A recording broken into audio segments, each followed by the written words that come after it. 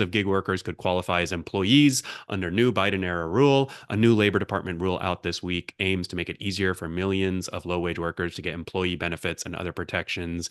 I feel like this is right up your alley. And, this whole employee versus independent contractor debate, I feel like it comes up, every presidential cycle, every few years, and like definitely no signs of slowing, when it comes to this debate. So maybe you could break down this rule change and kind of what it means, how you're thinking about it. Basically tell us like what is Biden's new rule? What could it mean for gig workers?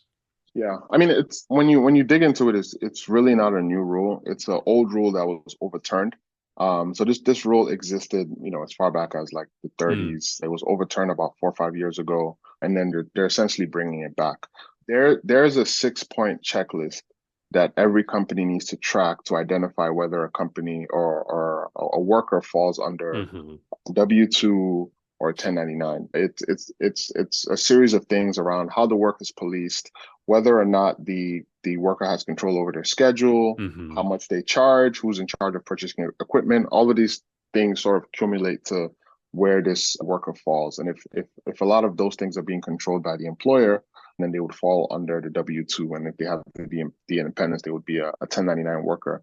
I think what is interesting is if you fall under the W-2 bucket and you're being mandated to provide benefits, how does that work knowing that, you know, that worker is also doing 3 or 4 Yeah. other gigs on an ongoing basis? So there's a mismatch between what the law is and how it can be executed on, ideally with Gig Easy, once we have that functionality to allow businesses to subsidize benefits Hmm. fractionally, it'll sort of be that midpoint between allowing the workers to get the benefits that they need while, allowing the businesses to offer benefits compliantly and not at a crazy cost, knowing that, the worker is doing like a multiple other gigs.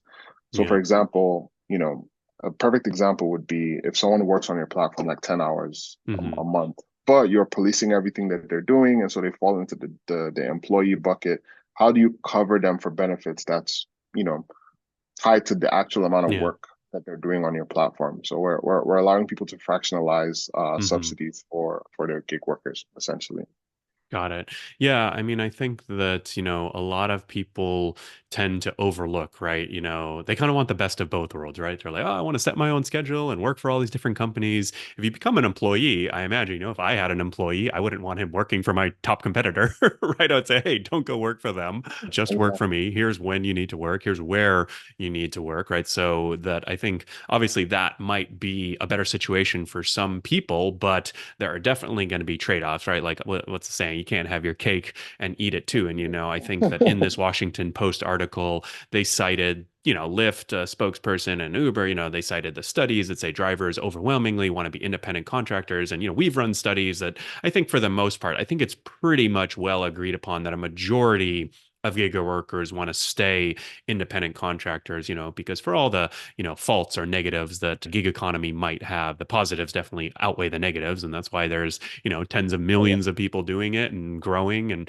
kind of like you highlighted, all these different industries are, kind of turning to gig economy. So what do you think about the W-2 versus independent contractor debate? And, from the workers that you've talked to, what are you sort of hearing from them and how does it impact your business? I think it's more about like I think people like their independence. Hmm. I've never spoken to someone that said that they want to work for a gig platform but be an employee. I Hmm. think I think the most common thing that I hear is I just want higher pay so I can Mm. purchase my own benefits. So I think but when you tie it back to the businesses, they have their own economics and milestones that they're Yeah. trying to hit and investors. So it's one of those things where I think over time both parties are just going to figure out a middle ground. And I think I think there needs to be a third worker classification, Hmm. a third worker classification that appeals to like a middle ground between W-2 workers and sort of 1099s. I don't know what that looks like, but I'm sure if Washington put Yeah. their heads together. they could come up with that.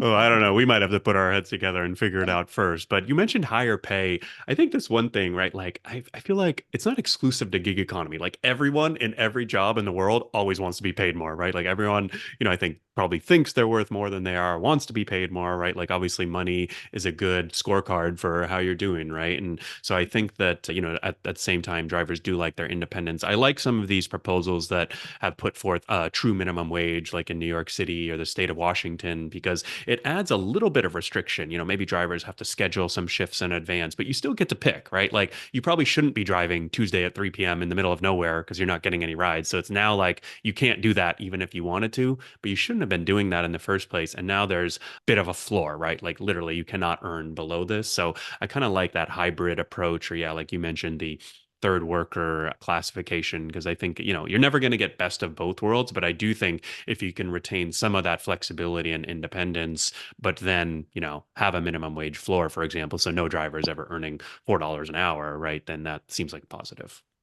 Yeah, I think the other thing is also like education around all the tax breaks Hmm. and deductions that are available to gig workers as a result of the type of work they do. I think, for example, like, a lot of Uber people don't deduct their miles when they file their Yeah. taxes. They don't do depreciation on their cars that they use for work.